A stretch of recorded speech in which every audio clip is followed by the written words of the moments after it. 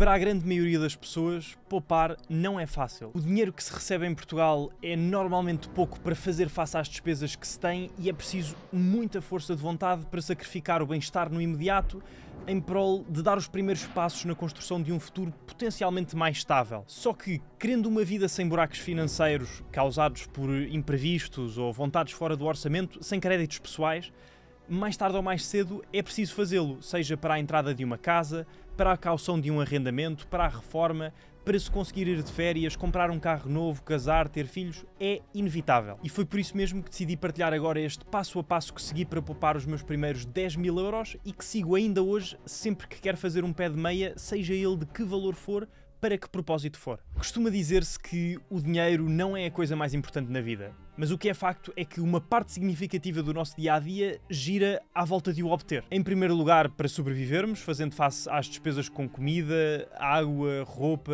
abrigo e por aí fora, e depois disso estar assegurado para melhorarmos o nosso bem-estar e usufruirmos da vida, que também deve fazer parte. Da forma mais simples possível, há duas vias a seguir para ter mais dinheiro no bolso. Uma é procurando ganhar mais.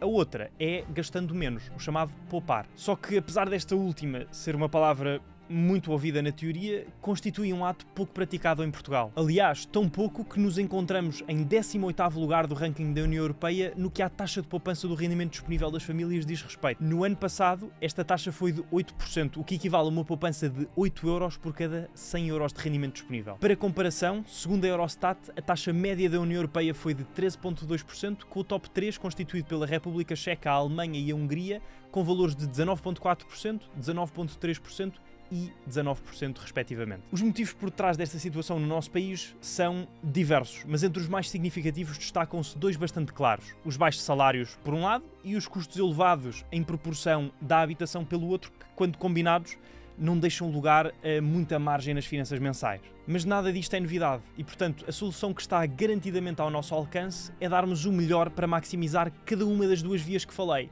pedindo aumentos, procurando trabalhos mais bem remunerados, arranjando rendimentos complementares e poupando. É em como fazer este último, poupar, que está o nosso foco hoje. São os 5 passos concretos que utilizei para poupar os meus primeiros 10.000 euros e que acredito que qualquer pessoa pode replicar para o seu caso em particular. Claro que para umas será muito mais difícil, exigirá muito mais sacrifício e demorará muito mais tempo do que para outras, pelas mais diversas circunstâncias de vida em que se enquadram. Todos temos situações e experiências distintas. Poupar 10.000 euros em Portugal não é fácil e é preciso ser-se paciente e ter esse objetivo como uma prioridade bem definida para se conseguir abdicar da vida que se tem, que em muitos casos já é dura, e fazer escolhas difíceis. Infelizmente, em certas situações, a única solução é mesmo ganhar mais procurando um trabalho adicional ou oportunidades mais bem compensadas noutros países. O importante, a meu ver, é que se dê o melhor que se consegue em cada momento e não se desista do objetivo, seja ele qual for. Para que cada passo seja o mais específico possível, vamos, como é costume aqui no canal, considerar um caso prático.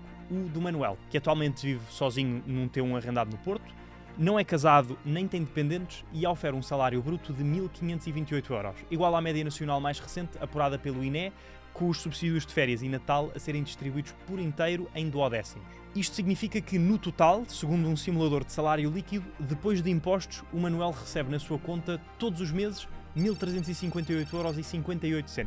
Com este ponto de partida estabelecido, avançamos para o primeiro passo, que é definir os 2 M's da poupança: o montante e o motivo.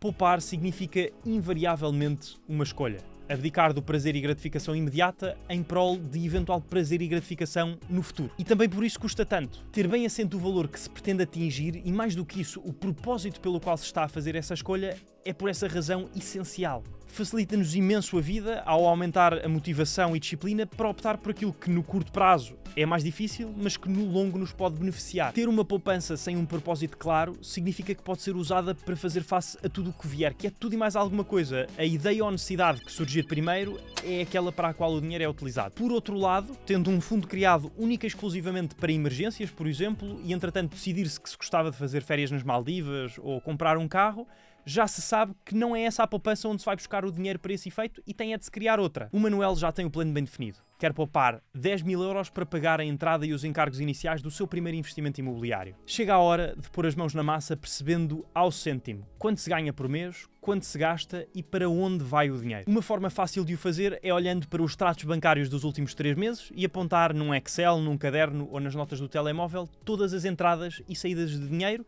o seu valor e a sua proveniência ou destino. No caso do Manuel, o seu único rendimento é o salário e as despesas são várias. Arrenda este apartamento por 750 euros, os custos com a água, eletricidade e gás são em média 110 euros por mês, gasta à volta de 190 euros em supermercado, 30 euros num pacote de internet, TV e voz, 12 euros em subscrições e 30 euros no ginásio. Para além disso, outros 80 euros por mês vão para despesas associadas ao carro, combustível, portagens e estacionamento.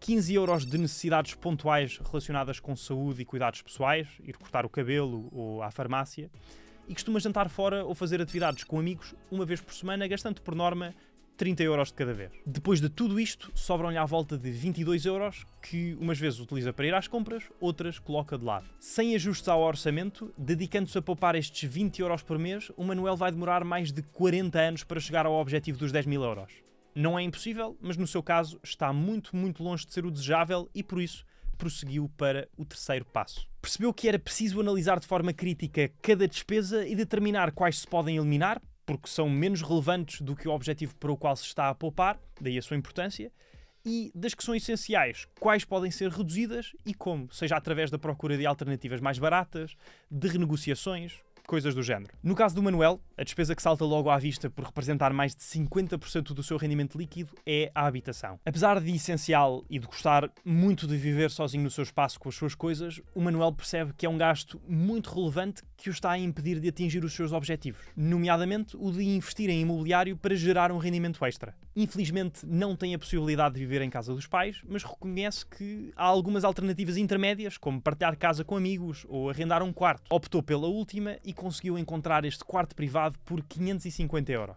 Podia ter escolhido opções de 350, porque existem, mas esta é num apartamento com um ótimo ar, tem casa de banho privativa e o metro mesmo à porta. Isto é relevante porque o Manuel também decidiu trocar a utilização do seu carro pelos transportes públicos, passando a pagar apenas 40 euros pelo passe. As despesas com água e eletricidade devem ficar à volta do mesmo, mas vai tentar poupar mais 20 euros na conta de supermercado. Decidiu abandonar as subscrições com plataformas para ver séries e filmes e a do ginásio, pelo menos enquanto está a trabalhar para o objetivo atual. Diz que em alternativa vai ver vídeos de YouTube e correr na rua. Os gastos com telecomunicações passaram de 30 euros para 5 euros, porque agora já só precisa do telemóvel.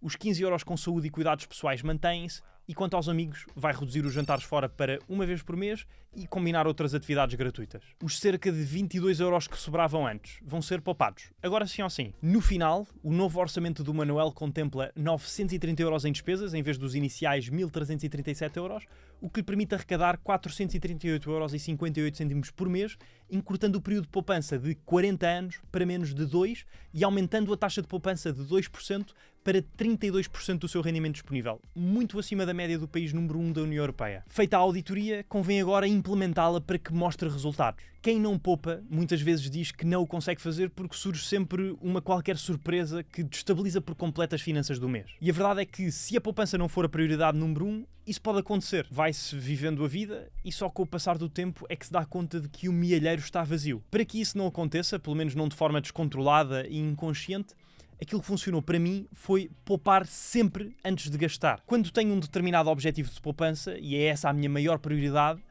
assim que recebo o salário, envio o dinheiro para outra conta para não o ver e durante o resto do mês esqueço que ele existe. Com ele de lado, claro que não o quero a ganhar pó e a ser completamente comido pela inflação. Quero até ter mais um incentivo para não o utilizar para outros propósitos. Por este motivo, procuro sítios onde estacionar este dinheiro com capital garantido e que rendam algum tipo de juro. Uma das opções no mercado é disponibilizada pela Trade Republic, o patrocinador deste vídeo, que é um banco alemão e por isso autorizado a operar em Portugal, que remunera o dinheiro não investido depositado na conta sem um período mínimo de depósito nem comissões de manutenção. A taxa de juro paga corresponde à estipulada pelo Banco Central Europeu para os depósitos, sendo por isso variável ao longo do tempo, que à data da gravação deste vídeo está nos 2,25% ao ano. Eles simplesmente pegam naquilo que o Banco Central Europeu lhes paga pelo dinheiro depositado e repassam-no aos clientes. Os juros a receber são calculados diariamente sobre o saldo na conta ao final de cada dia, até ao limite de 50.000 euros, e pagos mensalmente no final de cada mês. Uma das grandes vantagens, na minha opinião, é que não existe um montante mínimo de depósito, o que significa que se pode tirar partido dos juros desde o dia 1,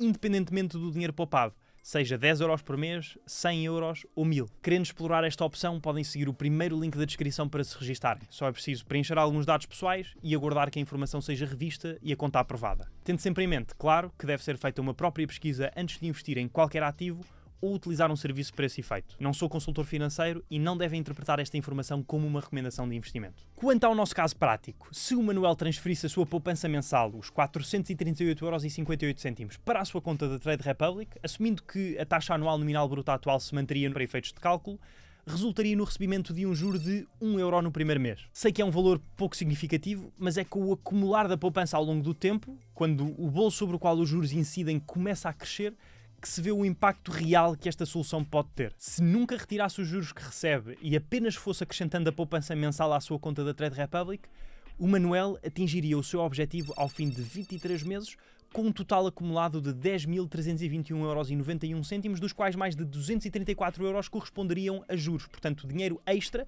que poderia ser utilizado no seu investimento imobiliário para pagar um imposto, um registro de aquisição ou um certificado energético. Pode fazer a diferença. O último passo é o que torna tudo isto mais fácil. Querendo ir mais além, podemos utilizar as plataformas e a tecnologia que temos à nossa disposição para nos poupar trabalho, facilitar a vida e aumentar a probabilidade de concretização dos nossos objetivos de poupança, independentemente do montante e motivo. Existem aplicações que integram todas as contas bancárias num só sítio, permitindo a gestão das despesas do mês em tempo real para ir comparando o valor gasto com o orçamentado. Outras que permitem a divisão das despesas entre amigos, colegas de casa ou em casal para que todos saibam sempre quanto devem ou têm a receber. É possível programar transferências automáticas na aplicação do banco para que o montante que se quer poupar seja enviado para a conta de uma corretora no dia imediatamente a seguir ao recebimento do salário. Em certos bancos é possível utilizar o troco de cada pagamento para ir juntando mais uns cêntimos ou euros a uma poupança.